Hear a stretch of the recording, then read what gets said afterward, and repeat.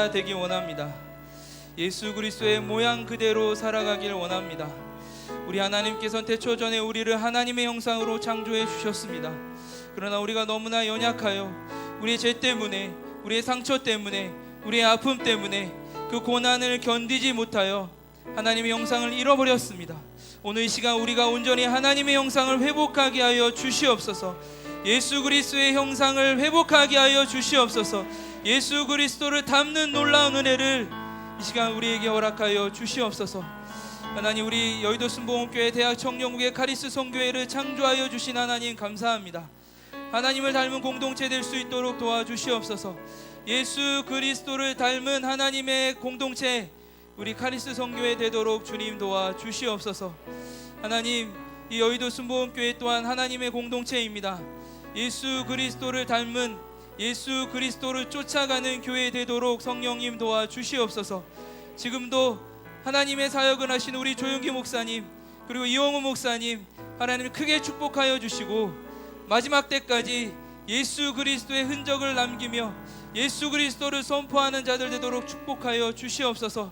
하나님, 지금 이 시간에도 아버지, 우리 학교, 우리 교회 학교의 중등부 아이들을 위하여 부흥성회를 하고 계신 우리 김도훈 목사님 축복하여 주시고, 그 집회 장소에서도 동일한 우리 성령 하나님 함께하여 주셔서 놀라운 은혜와 영광과 기적이 나타나도록 주님 도와주시옵소서. 선포되어지는 모든 말씀이 온전히 그 영혼 심령의 온전히 꽂힘으로 변화되어지고 새롭게 되어지고 오직 하나님의 은혜를 누리는 은혜를 우리가 온전히 누릴 수 있도록 도와주시옵소서. 성령 하나님께서 이 시간에 함께 하심을 감사합니다. 오직 성령님만이 우리의 전부 되심을 고백합니다. 오직 성령님만이 우리의 생명 되심을 고백합니다. 오직 성령님만이 우리의 인생 되심을 고백합니다. 이 시간 성령님 함께하여 주시고 우리 마음에 새로운 능력과 권능과 은혜와 기적을 이 시간 허락하여 주시옵소서. 예수님의 이름으로 기도합니다. 아멘. 할렐루야. 우리 말씀을 보고 이야기를 이어가도록 하겠습니다.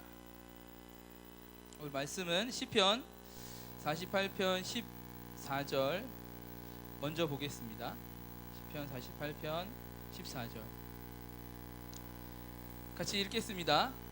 이 하나님은 영원히 우리 하나님이시니 그가 우리를 죽을 때까지 인도하시리로다. 우리 다시 한번 읽겠습니다. 이 하나님은 영원히 우리 하나님이시니 그가 우리를 죽을 때까지 인도하시리로다. 우리 한 구절 더 보겠습니다. 요한복음 14장 16절입니다. 같이 읽겠습니다. 내가 아버지께 구하겠으니 그가 또 다른 보혜사를 너희에게 주사 영원토록 너희와 함께 있게 하리니. 다시 한번 읽을게요. 내가 아버지께 구하겠으니 그가 또 다른 보혜사를 너희에게 주사 영원토록 너희와 함께 있게 하리니. 아멘. 우리 옆 사람하고 이렇게 한번 인사하겠습니다. 우리 하나님이 당신과 함께 하십니다. 우리 성령님이 당신과 함께 하십니다. 한 번 더 인사하겠습니다.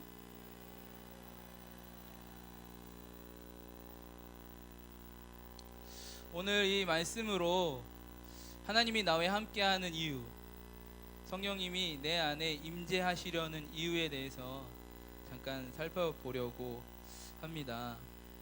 하나님은 여러분을 사랑하십니다. 하나님은 여러분을 극진히 사랑하십니다.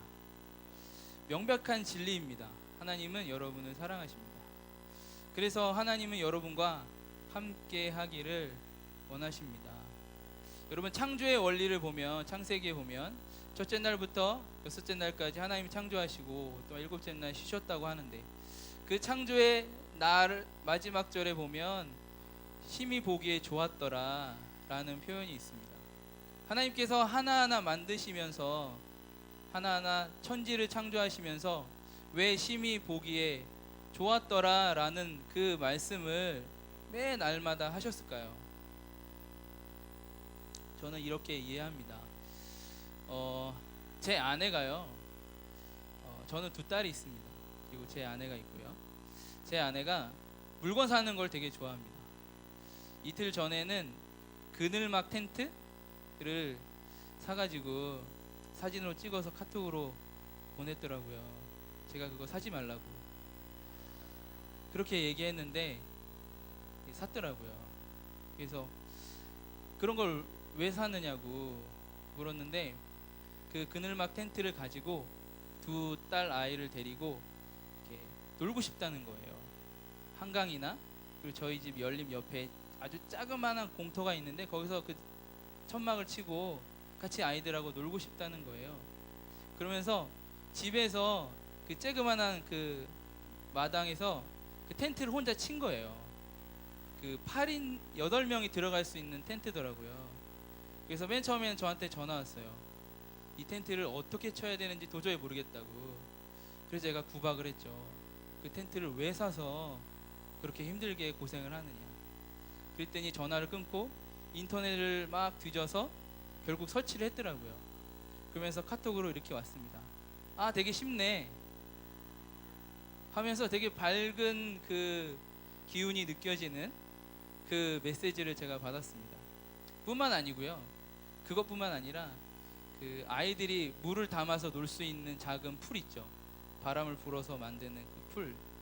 그것뿐만 아니라 다양한 아이들을 위해서 여러 가지 물건들을 사요. 그런데 제가 옆에서 보면서 한 가지 느낀 건 뭐냐면 제 아내가 그런 물건을 사고 하나하나 만들어가는 모습을 보면서 아, 되게 즐거워하는구나 라는 생각을 하게 됐어요. 그 텐트도 혼자서 막 땀을 흘려가면서 딱 쳐놓고 되게 흐뭇해하는 거예요. 왜 흐뭇해할까요? 그 텐트에서 아이들과 같이 놀 생각을 하니까 흐뭇한 거죠. 그 자그마한 그 물 담아서 수영하는 아이들이 수영하는 그 풀, 뭐라 그러죠? 이름 잊어버렸네. 아무튼 그 풀을 바람을 열심히 입으로 넣고 이렇게 흐뭇해하는 거예요. 왜 흐뭇해할까요? 나이가 어리지만 그 풀 안에서 이렇게 아이들이 막 놀 거를 상상을 하니까 혼자 흐뭇한 거죠. 하나님도 그러셨을 것 같아요. 하루하루 이 세상을 창조하시면서 심히 보기에 좋았더라. 성경에는 심히 보기에 좋았더라고 하지만 그 하나님의 마음이 느껴지는 것 같습니다. 흐뭇해하는 표정, 흐뭇해하는 그 마음. 왜냐하면 이제 마지막 날 내가 창조할 그 사람이 이 아름다운 이 곳에서 마음껏 뛰놀 거를 생각하니까 흐뭇해하는 거죠. 하나를 딱 만들어 놓고 흐뭇해하는 겁니다. 그 다음날 또 만들어 놓고 흐뭇해하는 거죠. 그리고 마지막 날 이 모든 것을 다 창조하시고 하나님은 이제 쉼을 쉬시는 거죠. 왜?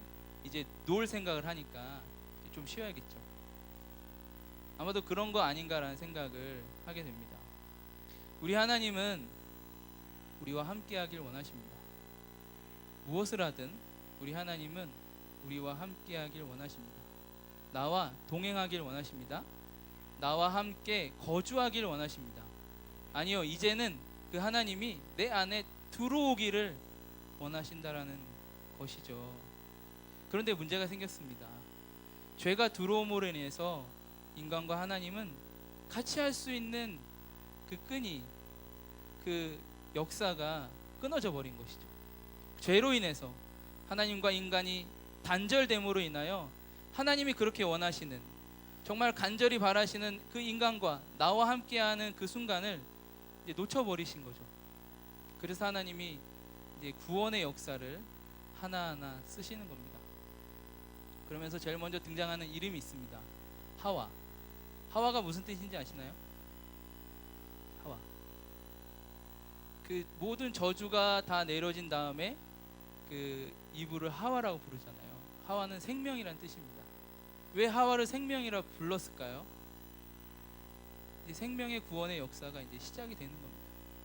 그 다음 구절에 보면 가죽옷이라는 단어가 나오긴 하지만 저는 가죽옷보다 그 하와의 이름에서부터 하나님의 구원의 역사는 시작되어졌다라고 생각을 합니다. 왜 하나님은 이제 구원의 역사를 쓰시는 걸까요? 나와 함께 하시기 위해서, 나와 동행하시기 위해서 하나님 그렇게 하셨다라는 것이죠. 여러분, 하나님과 함께 하길 원하시나요? 하나님과 함께 하길 원하시나요? 전능하신 하나님, 나의 모든 것을 아신 하나님, 그리고 모르는 게 없고 할 수 없는 게 없는 그 하나님과 여러분 함께하길 원하시나요? 왜요? 함께하면 좋을 것 같아서? 함께하면 뭐든지 잘 될 것 같아서? 그런가요? 그래서 함께하고 싶은 건가요? 네, 하나님과 함께하면 모든 것이 다 좋죠. 그죠? 전능하신 하나님, 모든 힘의 근원 되신 하나님과 함께하면 좋죠. 모르는 게 없는 분과 함께하면 좋지 않습니까? 그런데 생각보다 좋지 않을 수 있어요. 제가 오늘 두 명의 인물을 이야기하려고 하는데요. 이 두 사람을 이야기하려고 하는데, 이 두 사람의 인생을 보면 의문이 들 겁니다. 하나님이 함께 하는데 도대체 왜 이런 일이 벌어질 것인가? 저는 성경 여러 인물 중에 다윗과 바울을 좋아합니다. 원래 다윗과 바울을 좋아하지 않았어요. 막 그 교회 다니는 사람들의 이름을 보면 최바울, 이바울, 김바울, 박바울 다 바울로 짓잖아요. 왜 도대체 바울이라는 이름을 지을까? 그리고 예전에 우리 조용기 목사님이 데이비드 조 그렇게 불렀잖아요. 왜 다윗이라는 이름을 쓸까? 그러나 제가 신학교를 가서 다윗에 대해서 그리고 바울에 대해서 책을 보면서 이 양반들이 결코 범상치 않은 인물이구나 라는 것들을 생각하면서 계속 묵상을 하게 되었습니다. 첫 번째로 구약에 보면 다윗이라는 인물이 나옵니다. 사무엘상 18장 12절에 보면 야훼께서 사울을 떠나 다윗과 함께 계시다 라고 나옵니다. 하나님께서 다윗과 함께 하십니다. 다윗이 어딜 가든 하나님은 함께 하십니다. 다윗이 광야에 있든 아니면 수풀에 숨어 있든 왕궁에 있든 하나님은 함께 하십니다. 그렇게 성경에 기록되어져 있어요. 요셉도 마찬가지죠. 창세기 보면 요셉 이야기가 나오는데, 참고로 저는 요셉을 꿈의 사람이라고 하지 않고 하나님이 함께하는 사람이라고 저는 생각을 합니다. 왜냐하면 각 부적, 각 장마다 하나님이 요셉과 함께하더라. 그랬더니 잘 되더라. 하나님이 요셉과 함께하더라. 그랬더니 복을 받대더라. 하나님이 요셉과 함께했더니 총리가 됐대더라. 요셉은 하나님과 함께했기 때문에 하나님의 역사를 쓰게 된 것입니다. 다윗도 마찬가지입니다. 다윗이 이제는 하나님과 함께하는 시간을 보내게 됩니다. 그런데 문제가 생겼습니다. 사울이라는 인물이 다윗을 죽이려고 쫓아다니는 것이죠. 단순한 이 사건이 아닙니다. 한 나라의 왕이 그 한 사람을 죽이기 위해서 본인 스스로가 창을 들고 일어난 것입니다. 여러분, 누군가가 나를 죽이려고 쫓아온다 라고 생각하면 여러분 밤에 골목길 잘 다닐 수 있겠어요? 절대 그렇지 않습니다. 심지어는 저나 몇 번 이렇게 스토커 같은 사람이 하는 것도 치가 떨린데, 한 나라의 왕이, 한 나라의 정치와 경제와 모든 것을 주관하는 왕이 나를 죽이려고 쫓아온다. 이 사울이 하나님같이 다윗이 어딜 가든 쫓아옵니다. 광야에 숨어있든 수풀에 숨어있든 어딜 가든 쫓아옵니다. 왜? 죽이려고요. 그러면 그 순간순간의 다윗의 스트레스는, 그 고난은, 그 어려움은 여러분 상상을 초월하겠죠. 우리가 생각할 수 없는 그 고난과 스트레스와 그 피로감에 다윗이 하루라도 발을 제대로 뻗고 잘 수 있을까요? 절대 그럴 수 없습니다. 그렇지 않나요? 여러분 생각해 보세요. 직장에서 부장님이 괴롭히는데 즐거운가요? 직장에서 사장님이 막 일을 던져주는데 퇴근하려고 하니까 너 이것 좀 해 하는데 여러분 행복해 이렇게 얘기하시나요? 절대 그렇지 않죠. 그런 작은 스트레스, 작은 압력에도 내 육체는 괴로운 거죠. 그런데 다윗은 한 나라의 왕이 직접 창을 들고 뒤에는 수천의 군사를 데리고 다윗을 죽이려고 쫓아다닙니다. 이유가 무엇일까요? 다윗을 죽이려고 쫓아오는 이유 뭔 것 같아요, 여러분? 다윗이 횡령을 해서? 아니면 다윗이 사울에게 사기를 쳐서? 아니면 다윗이 사울의 누군가를 죽여서? 절대 아닙니다. 그냥 싫은 거예요. 그냥 다윗이 싫은 겁니다. 전쟁을 치렀습니다. 전쟁을 치르고 돌아왔더니 이 백성들이 이렇게 노래를 부르는 거예요. 다윗은 만만이고 사울은 천천이다. 그런데 여러분, 만만이나 천천이나 다 똑같은 의미예요. 다윗도 많이 죽였고 사울도 많이 죽였다, 이런 의미예요. 별거 아닙니다. 그러나 그 백성들의 노랫소리를 듣고 사울이 그냥 다윗이 싫은 거예요. 그냥 싫어서 미치는 거예요. 그래서 죽이고 싶은 거예요. 다윗이 저기 앞에서 기타를 치고 있으면 그냥 죽이고 싶은 거예요. 그래서 창을 던집니다. 그럼 다윗은 피하죠. 살려면 피해야죠. 피합니다. 그러나 그 다음날 다윗은 또 사울 앞에 나와서 기타를 칩니다. 왜 기타를 치냐면 사울이 머리 아플 때마다 다윗이 기타를 쳐주면 편안해지거든요. 그러면 또 창을 던지든지 욕을 하든지 핍박을 하겠죠. 그러나 다윗은 변함이 없습니다. 그러다가 본격적으로 사울이 다윗을 죽이려고 작정한 그 순간 다윗이 이제 도망을 다니죠. 이유는 없습니다. 그냥 싫은 거죠. 여러분도 삶을 살다 보면 그냥 관계 속에서 어려움 겪는 경우들 있죠. 그죠? 사실 아무것도 아닌데 지금 여기에도 있을 겁니다. 구역에서, 교구에서, 임원단에서 정말 아무것도 아닌데 그런 것들로 인해서 마음이 힘들다면 여러분, 오늘 다윗에 대해서 한번 묵상해 보셔야 하지 않을까. 다윗은 아무 이유 아닌 이유 때문에 쫓김을 당하는 것입니다. 그러나 우리가 더 깊이 봐야 할 건 이 상황이 아니라 다윗이 대처하는 그 방법, 그것을 우리가 눈여겨 봐야 한다라는 것이죠. 그만큼 아주 극도의 고난과 어려움 속에서도 다윗은 버팁니다. 그냥 버팁니다. 그냥 도망 다닙니다. 다윗도 장군입니다, 여러분. 다윗이 그냥 사람이 아니고 장군입니다. 한 나라의 장군. 다윗도 힘이 있습니다. 그래서 맞짱 뜨면 이길 수 있습니다. 사울도 당연히 싸움을 잘하는 사람이긴 하지만 다윗도 당연히 싸움 잘하는 사람입니다. 그래서 사울 앞에 나타나서 왜 자꾸 나를 쫓아오냐고 대들 수도 있어요. 그러나 다윗은 그렇지도 않습니다. 그냥 계속 도망 다닙니다. 다윗과 같이 다니는 그 부하들도 참 스트레스죠. 아무 이유 없이 사울이 쫓아오니까 우리를 죽이려고. 그러나 기회가 옵니다. 절호의 찬스가 오는 거죠. 동굴에 숨어 있다가 사울이 나타나는 겁니다. 어떻게 해요? 사울의 뒤통수가 다윗 앞에 짠 등장하는 거죠. 다윗이 어떻게 합니까? 절호의 기회다 하고 단칼에 사울을 죽이나요? 절대 그렇지 않고 다윗은 이렇게 이야기합니다. 다윗이 일어나서 사울의 겉옷자락을 가만히 베니라. 그리한 후에 사울의 옷자락 뱀으로 말미암아 다윗의 마음이 찔려 자기 사람들에게 이르되 내가 손을 들어 야외 기름 부음 받은 내 주를 치는 것은 야외께서 금하시는 것이니 그는 야외의 기름 부음 받은 자가 됨이라. 다윗이 죽이려고 하다가 옷자락을 베요. 그런데 그것조차도 마음에 찔려서 회개하는 겁니다. 뉘우치는 거죠. 그러면서 이렇게 고백합니다. 야외의 기름 부음 받은 내 주를 치는 것은 하나님이 싫어한다. 여러분, 절호의 찬스가 왔는데 누가 봐도 절호의 기회 아닙니까?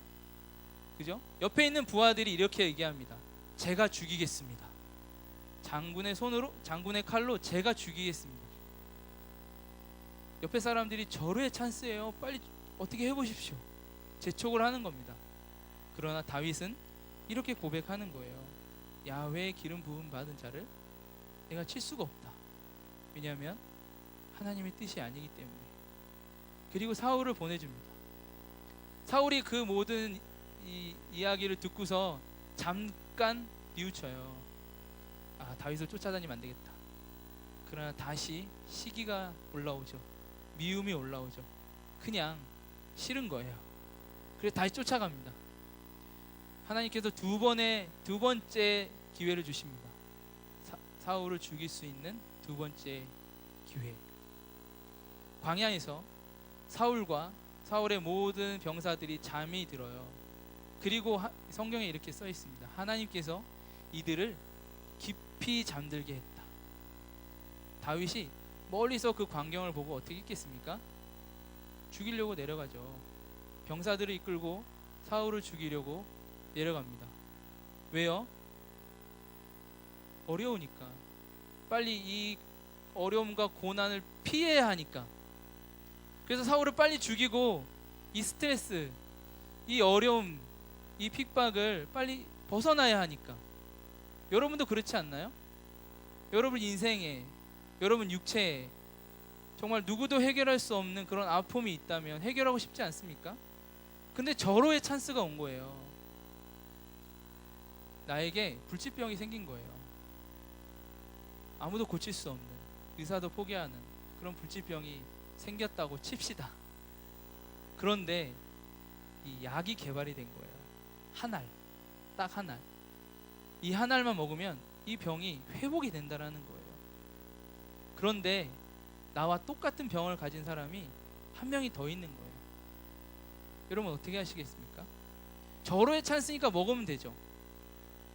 이게 하나님 뜻이라고 생각할 수 있겠죠.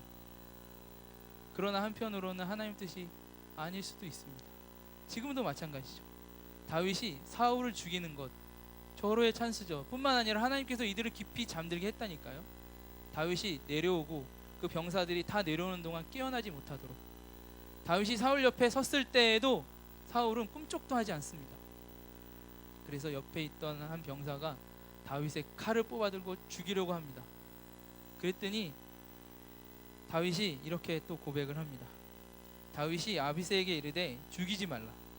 누구든지 손을 들어 야외의 기름 부음 받은 자를 치면 죄가 없겠느냐 하고 다윗이 또 이르되 야외께서 살아계심을 두고 맹세하노니 야외께서 그를 치시니 혹은 죽을 날이 이르거나 또는 전장에 나아가서 망하리라. 내가 손을 들어 야외의 기름 부음 받은 자를 치는 것은 야외께서 금하시나니 너는 그의 머리 곁에 있는 창과 물병만 가지고 가자. 누가 봐도 절호의 찬스인데, 누가 봐도 하나님의 뜻이 분명한데 다윗은 사울을 죽이지 않습니다. 왜 죽이지 않을까요? 하나님 뜻이 아니라고 생각했기 때문입니다. 다윗이 사울을 죽이는 것은 하나님 뜻이 아니라고 이 마음에 굳게 새겨져 있기 때문에 누가 봐도 절호의 기회인 이 찬스를 살리지 못하는 거죠. 나중에 사울과 요나단이 죽습니다. 하나님이 해결해 주셨죠. 사울이 죽었으니까요. 더 이상 사울의 그 창끝 앞에 헤매지 않아도 되니까요. 해결이 됐습니다. 그러나 다윗은 이 사울의 죽음에 대해서 일반 사람과 같지 않습니다. 다윗을 따르는 많은 병사들이 사울의 죽음에 대해서 기뻐했겠죠. 더 이상 도망가지 않으면 되고, 이제는 정착하면 되고, 이제는 가족과 편안하게 살면 되니까. 그런데 다윗은 편안하지 않은 거예요. 사무엘하에 보면 이 사울과 요나단의 죽음에 대해서 다윗은 이렇게 표현을 합니다. 이에 다윗이 자기 옷을 잡아 찢음에 함께 있는 모든 사람도 그리하고 사울과 그의 아들 요나단과 야외 백성과 이스라엘 족속이 칼에 죽임으로 말미암아 저녁 때까지 슬퍼하며 울며 금식하더라. 여러분, 여러분을 괴롭히는 사람을 위해서 금식해 보신 적 있으신가요? 여러분을 괴롭히는 부장님이나 사장님을 위해서 금식해 보신 적 있으신가요? 누가 뭐라 해도 하나님께서 해결해 주신 이제 자유다 라는 이 상황 속에서 다윗은 옷을 찢고 금식을 하며 울며 애도하는 것이죠. 왜 그랬을까요? 안타까운 것이죠. 그렇죠? 불쌍한 것이죠. 특별히 하나님의 기름 부음 받은 자의 마지막이 너무나 아쉽고 가슴 아픈 일인 것이죠. 어쨌든요, 다윗의 이런 인생을 보면 하나님과 함께하는 다윗입니다. 하나님이 다윗을 매 순간 같이 다니시거든요. 그런데 다윗의 인생이 즐겁던가요? 다윗의 인생이 항상 행복하던가요? 다윗의 인생이 항상 기쁨으로 막 넘치고 무엇이든 다 될 것 같은, 비전이 성취된 것 같은 그런 것 같은가요? 그렇지 않을 수도 있다라는 것이죠. 두 번째 보면 신약의 바울이라는 사람이 나옵니다. 바울도 사도행전 13장 2절에 보면 주를 섬겨 금식할 때 성령이 이르시되, 바울은 성령님과 교통하는 자입니다. 그야말로 성령님이 바울과 같이 살아갑니다. 심지어는 바울 안에 임재도 하시고 말씀도 하시고 가르쳐 주시기도 합니다. 바울이 가는 곳마다 성령님이 함께 하십니다. 그래서 바울이 가는 곳마다 놀라운 일들이 벌어지죠. 놀라운 구원의 역사가 이루어집니다. 그러나 결코 그의 인생 또한 우리가 상상하는 것과 같은 일이 벌어지지는 않았다라는 것이죠. 사도행전 16장에 보면 재미난 이야기가 나옵니다. 바울이 귀신 들린 여종, 그 귀신 들린 여종의 귀신을 쫓아냄으로 인해서 사건은 시작이 됩니다. 바울과 그 일행들이 지나가는데 귀신 들린 여종이 자꾸 나타나서 괴롭히는 거예요. 사도행전 16장 17절에 보면 그 귀신 들린 여종이 하나님의 말씀을 전하는 자들아 하고 막 쫓아와요. 대단하지 않아요? 이 귀신 들린 사람이 나를 알아보는 거예요. 하나님을 믿는 자들이라는 것을, 복음을 전하러 다니는 자라는 것을 내가 말을 안 했는데도 아는 거예요. 저는 우리 예수 그리스도를 믿는 모든 사람들이 다 그럴 거라고 생각을 합니다. 내가 만약에 점집에 갔을 때 점쟁이가 너 예수 믿으니까 가. 나 말도 안 했는데. 절에 갔더니 거기 있는 그 스님들이 너 교회 다니니까 여기 왜 왔어? 말도 안 했는데.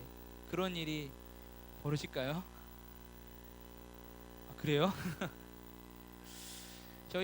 제가 지지난주에 미얀마를 우리 미얀마 팀하고 갔다 왔습니다. 미얀마 팀 그 사역이라고 해야 되죠.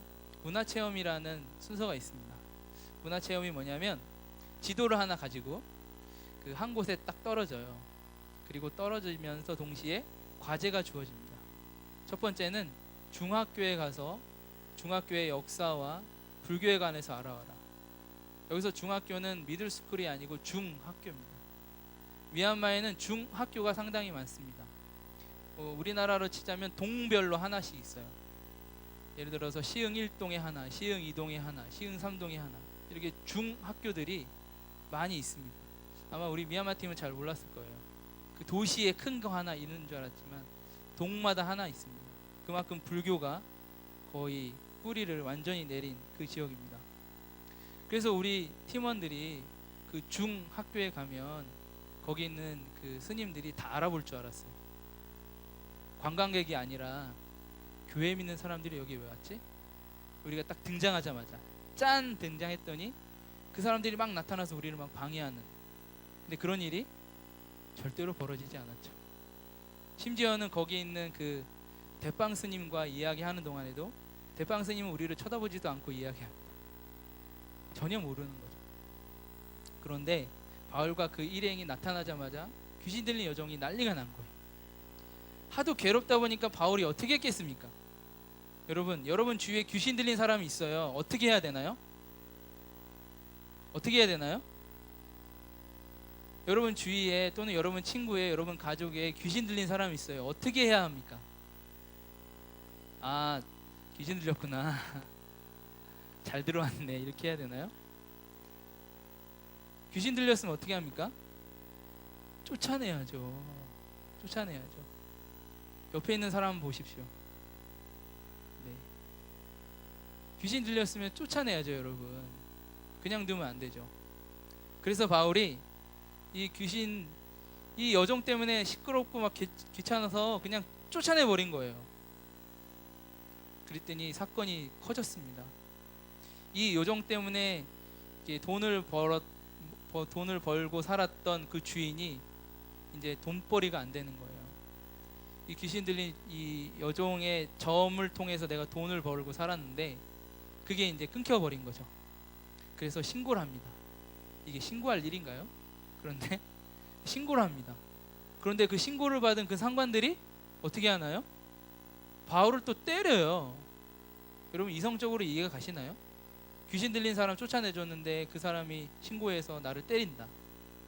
선교지에는 이런 일이 일어날 수가 있다 없다? 네, 있어요. 있습니다, 여러분.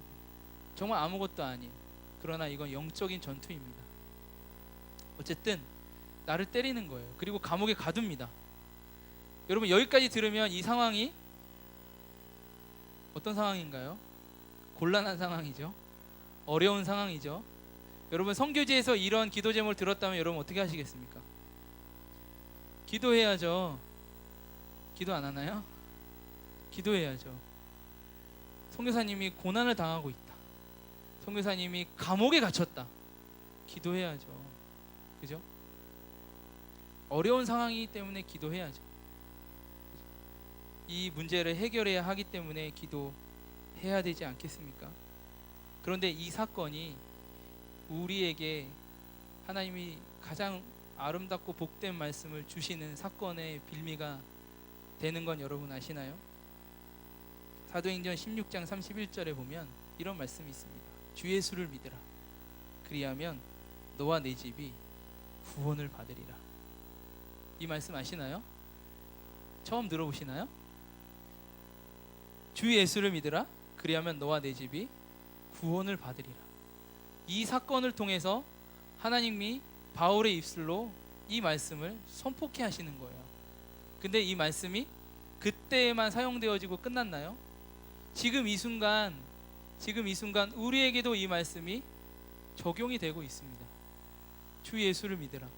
그리하면 너와 내 집이 구원을 얻으리라. 구원을 받으리라. 이 사실은 어처구니 없는 이 사건을 통해서 하나님은 이 말씀을 우리에게 선포하고 계신 거라 믿습니다.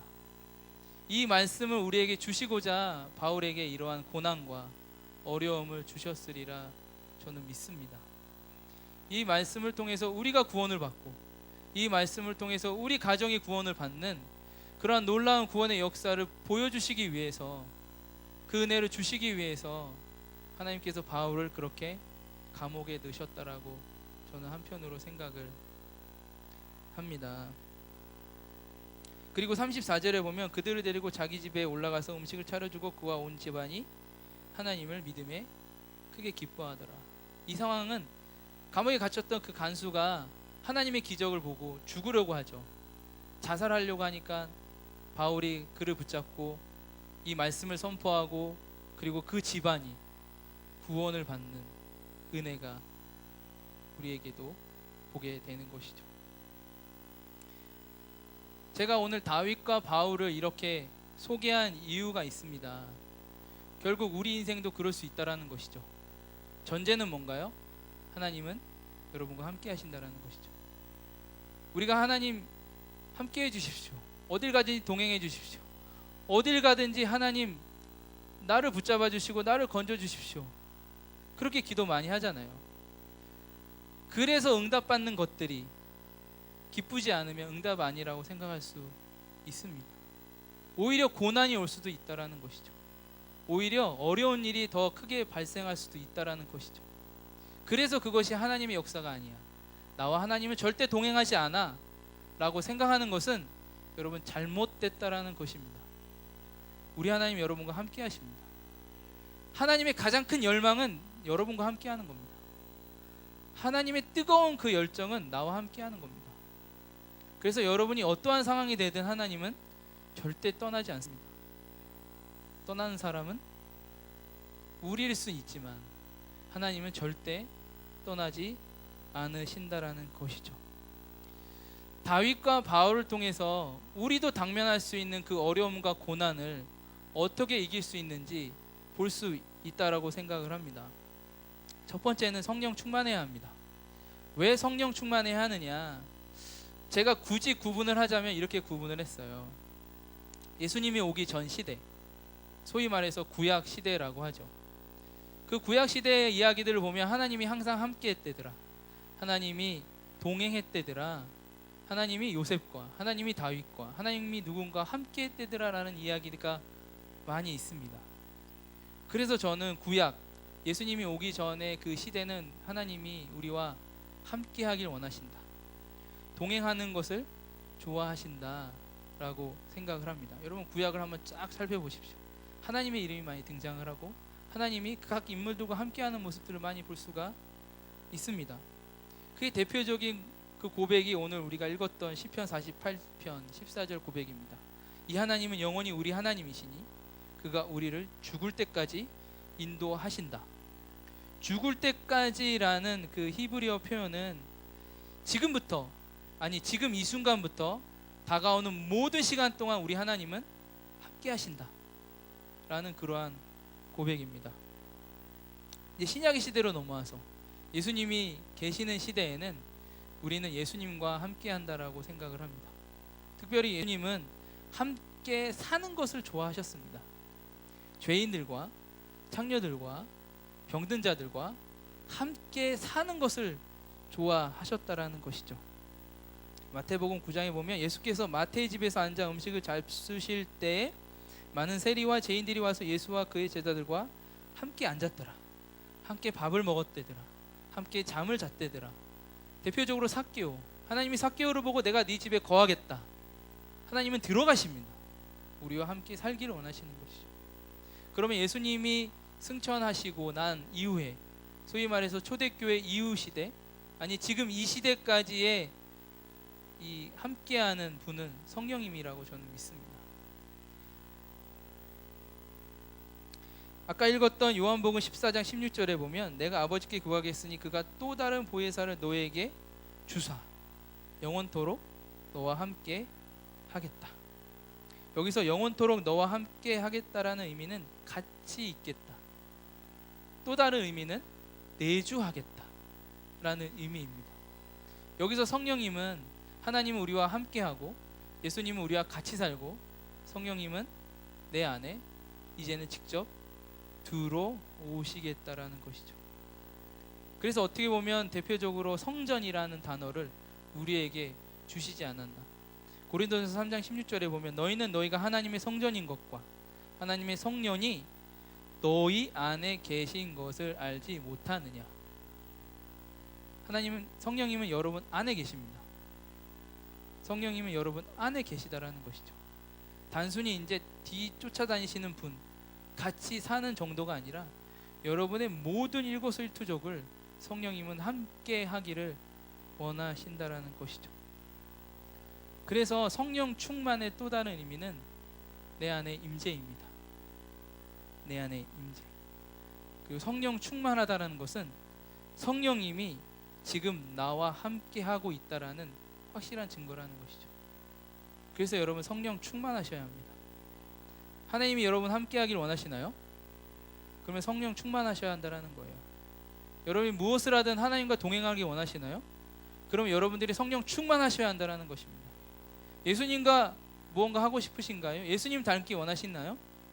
그럼 여러분 성령 충만하셔야 한다라는 것이죠. 성령 충만은 성령님의 임재는 나의 구원의 완성을 또한 의미하기도 합니다. 뿐만 아니라 우리의 구원의 완성을 의미하기도 합니다. 성령님과 동행함으로 인해서 성령님이 내 안에 들어옴으로 인해서 우리는 성령의 사람으로 완성이 되는 것이죠. 그리고 사도행전 1장 8절의 말씀을 가지고 우리가 여기 있는 모두가 성령의 사람으로 완성되어져 간다라는 의미 또한 있습니다. 그래서 여러분 이 마지막 때에 여러분 성령 충만하셔야 합니다. 구원의 완성을 위해서, 여러분의 인생을 위해서, 여러분의 인생의 그 이후의 삶을 위해서라도 여러분 성령 충만하셔야 한다라는 것이죠. 아까 다윗의 이야기를 통해서 한 가지 우리가 알 수 있는 것은 다윗은 철저하게 하나님의 가치관을 가지고 살았다라는 것이죠. 하나님의 가치관이 무엇입니까? 기름 부음 받은 자는 절대 내가 손을 대지 않는 거예요. 그 기름 부음 받은 자가 어떠한 인간이든 어떠한 잡놈이든 기름 부음 받았기 때문에 인정하는 겁니다. 순종하는 겁니다. 이게 다윗의 가치관입니다. 우리도 마찬가지입니다. 여러분 안에 있는 리더, 여러분 가정 안에 있는 그 가정의 리더, 여러분의 직장 안에 있는 그 직장 리더, 여러분 다 하나님이 세우신 겁니다. 왜냐하면 모든 권세는 하나님께부터 출발하기 때문에 그 권세 다 하나님이 세우신 겁니다. 그러면 여러분 그 가치관 가지고 사셔야죠. 다윗의 그 가치관을 가지고, 하나님을 향한 그 가치관을 가지고 살아야 한다라는 것입니다. 때로는 내 생각이, 내 기준이, 내 판단이 옳다라고 정의를 내리고 달려갈 수가 있습니다. 그러나 그것은 내 생각일 뿐이라는 것이죠. 중요한 건 하나님의 가치관으로 여러분의 인생을 바라봐야 합니다. 하나님의 가치관을 가지고 여러분의 길을 살펴봐야 한다라는 것이죠.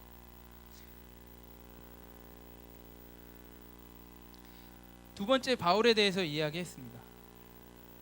바울은 그런 고난과 사실은 이해할 수 없는, 이성으로도 이해할 수 없는 그런 상황 속에서 바울의 방법은 기도와 찬양이었습니다. 감옥에 들어가서 바울이 항상 기도와 찬양이거든요. 기도와 찬양을 했을 때 지진이 일어나고 옥문이 열리고 묶였던 것이 다 풀어나거든요. 기도와 찬양에는 이 억압에서 해방됨이 있습니다. 기도와 찬양은 우리가 웅크려져 있던 그 스트레스에서 해방, 그것을 의미하는 것입니다. 근데 여러분, 기도와 찬양이 쉽게 되나요? 월드미션을 쭉 경험하면서 가장 어려운 게 무엇입니까? RK도 마찬가지죠. 가장 어려운 게 무엇인가요? 묵기통. 나는 묵기통 성공했다라고 생각하시는 분 아무도 없죠. 있나요? 나는 묵기통 하루도 빼놓지 않고 다 했다. 어렵죠. 어렵습니다. 묵상하고 기도하고 통독하는 것 어렵습니다. 그런데 여러분, 묵상하고 기도하고 통독하는 것, 그게 고차원적인 신앙의 어떤 교육인가요? 아닙니다. 우리 신앙생활에 있어서 가장 기본이 되는 신앙생활입니다. 기도하는 것, 말씀 보는 것, 말씀을 읽고 막 쪼개서 묵상하고 하나님을 생각하는 것, 그것은 우리 신앙생활의 기본 아닌가요? 아닌가요? 너무 어려운 숙제인가요? 가장 기본적인 것입니다. 그 기본적인 것을 통해서 하나님은 역사하십니다. 그 기본적인 것을 통해서 하나님은 기적을 보여주시는 겁니다. 우리 신앙은요, 이게 다예요. 더 이상 고차원적인 건 없습니다. 기도하셔야 됩니다. 묵상도 하셔야 되고 성경도 보셔야 합니다. 이 세 가지를 다 정복할 수 있는 방법은 무엇일까요? 하나하나씩 하세요. 하나하나씩. 이 세 가지를 다 하려고 하니까 힘들죠, 여러분. 평상시에는 단 10분도 묵상 안 하다가, 단 한 장도 안 읽다가 월드미션 간다고, RK 간다고 괜히 책상 앞에 성경책 펴놓고, 괜히 무릎 꿇는 적도 10분도 없다고 무릎 꿇다가 다리 저려서 일어나는 일. 그래서 포기하게 되죠. 하나하나씩 하십시오. 하나하나씩. 기도부터 쌓아가시고, 묵상부터 쌓아가시고, 통독부터 쌓아가시길 바랍니다. 오래 걸리지 않습니다. 제가 미얀마 갔더니 선교사님이 이렇게 얘기하시더라고요. 21일 동안 하면 다 된다고. 21일 동안 하면 버릇이 된대요. 그래서 된대요. 하시기 바랍니다.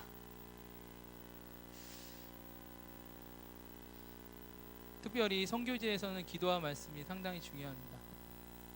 선교제에서는 기도, 말씀, 찬양, 이 기본적인 것이 가장 중요하고 가장 큰 핵심이라고 저는 믿습니다. 제가 갔던 미얀마 그 선교사님은 다른 건 몰라도 새벽 기도, 이것을 생명으로 생각하십니다. 그래서 어떠한 일이 있어도 새벽 기도 꼭 가십니다. 어떠한 사건이 벌어진다 할지라도 새벽 기도 꼭 갑니다. 왜냐하면 그 새벽 기도를 생명으로 생각하시기 때문에 그렇다라는 것이죠. 그리고 한 가지 더 제가 말씀드리고 싶은 건 예수님입니다. 예수님에 대한 여러 가지 표현들이 있습니다. 예수님에 대한 여러 가지 정의들이 있지만 특별히 예수님은 순종의 본이 된다라고 그렇게 표현을 하죠. 예수님은 순종의 가장 큰 순종의 본이 되십니다. 어떠한 순종? 하나님의 말씀에 대한 순종. 하나님의 구원의 역사를 올바르게 흘러가도록 그냥 순응하시는 그런 순종입니다. 거역하는 것을 원하지 않으십니다. 거역하는 것은 사단의 죄라고 표현하기도 합니다. 예수님은 그 순종을 통해서 구원의 역사를 이루셨습니다. 내가 왜 신으로서 인간의 모습으로 내려와야 할 이유가 없잖아요. 신으로서 십자가에서 그 고통 가운데 죽어야 할 이유도 사실 여러분 없습니다. 그러나 우리 예수님 이 땅에 오셨습니다. 누구를 위해서? 순종하시기 위해서, 우리를 위해서 십자가에서 죽으셨습니다. 누구를 위해서? 하나님을 위해서, 우리를 위해서. 그것이 순종이라는 것이죠.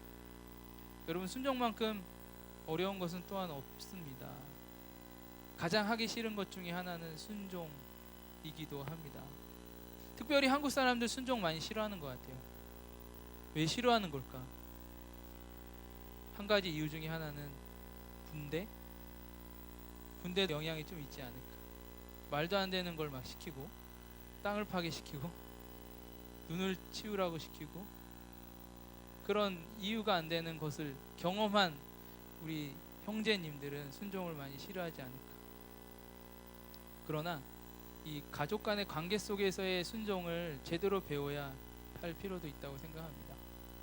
우리 안에 가부장적인 그런 문화, 부정하는 건 아니지만 그러나 잘못되게 표현되어지고 또 부정적으로 표현되어지는 그 순종으로 인해서 우리가 하나님 앞에 나아가는 것을 거부하는 자연스러운 모습들이 우리 안에 있다라는 것이죠.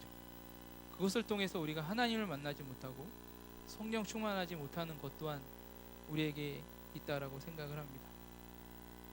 결국 오늘 제가 말씀드리고자 하는 것은 하나님과 함께하기를 바랍니다.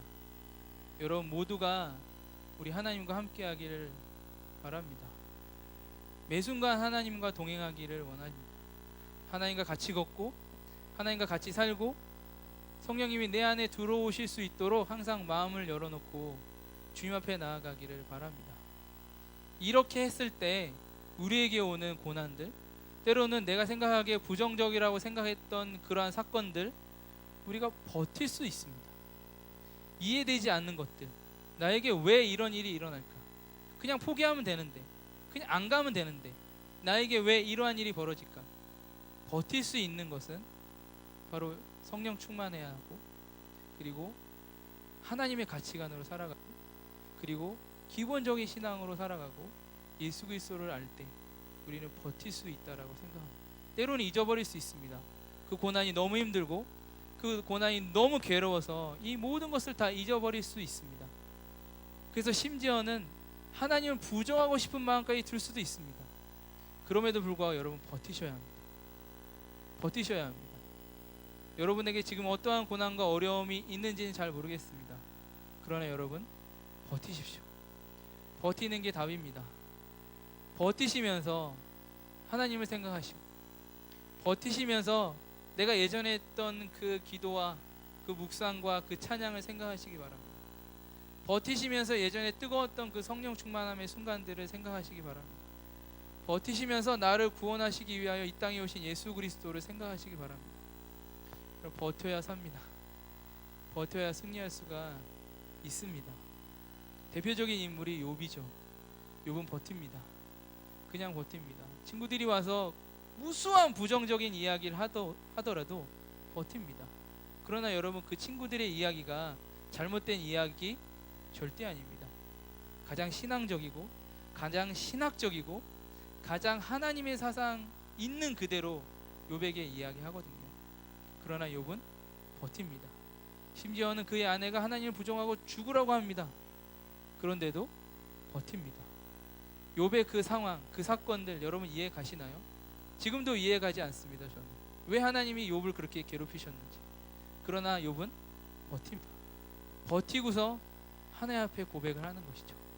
버티고서 하나님 앞에 당당히 쓰는 것이죠. 그랬더니 하나님이 예상치 못했던 일들을 우리에게 주십니다. 다윗은 왕이 됐고, 사울은 담대하게 유럽 전역을 복음으로 전하는 복음 전도자가 됐고, 욥은 하나님의 큰 축복을 받는 자가 됐다라는 것을 한편으로는 기억하시기 바랍니다. 고난 중에 있을 때 축복을 기억하시기 바랍니다. 고난 중에 있을 때 하나님이 나에게 부어주실 그 은혜를 기억하시길 바랍니다. 잊어버릴 순간 우리는 그 밧줄을 놓아버릴 수 있습니다. 그러나 여러분 버티십시오. 그 사람 앞에서, 그 고난 앞에서, 그 문제 앞에서 여러분이 지금까지 가지고 있던 그 신앙을 가지고 버티시면 예상치 못했던 축복이, 아름다운 일이 우리에게 있을 것이라 믿습니다.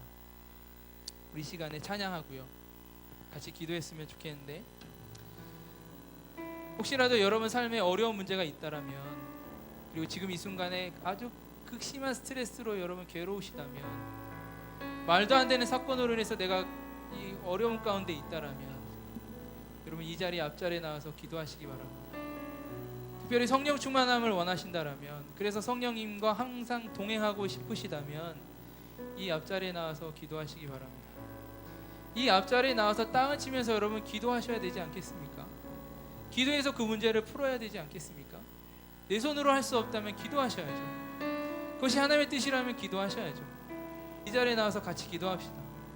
여러분의 삶의 어려움, 그 환경, 그 고난 바라보지 말고 오직 하나님, 나와 함께 하시는 하나님, 나와 동행하시는 그 하나님, 그 하나님 바라보시면서, 그 하나님의 손을 붙잡으시면서 이 시간에 같이 찬양하고 기도했으면 좋겠습니다.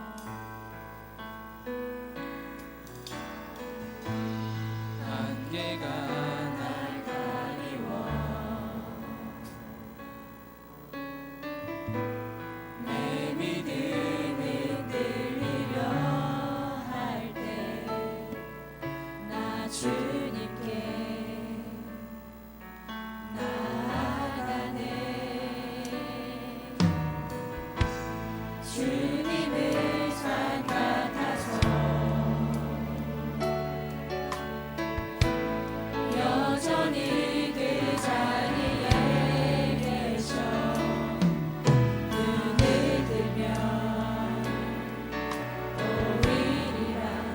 위한 그 사랑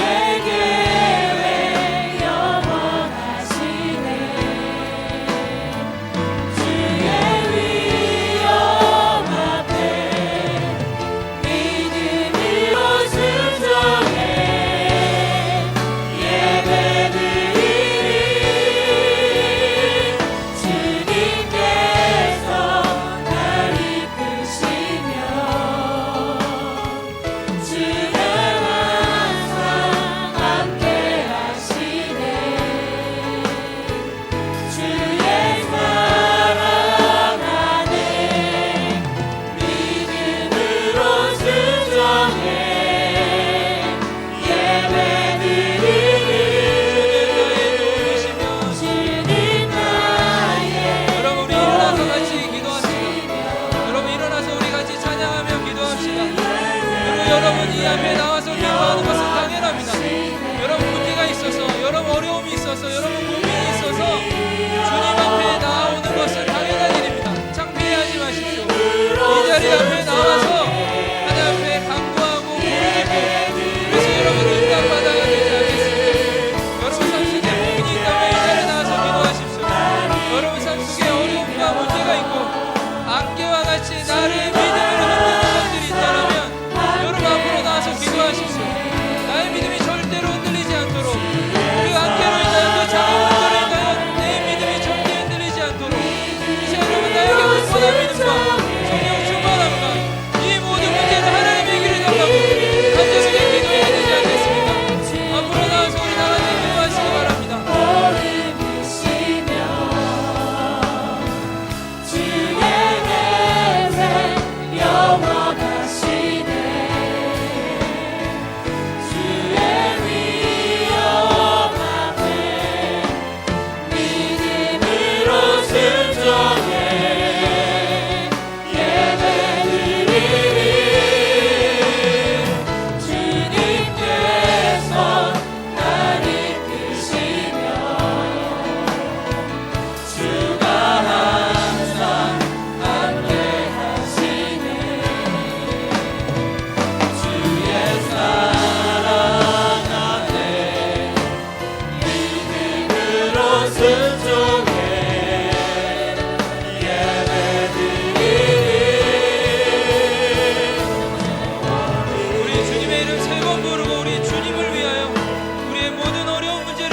간절히 기도하겠습니다. 주여!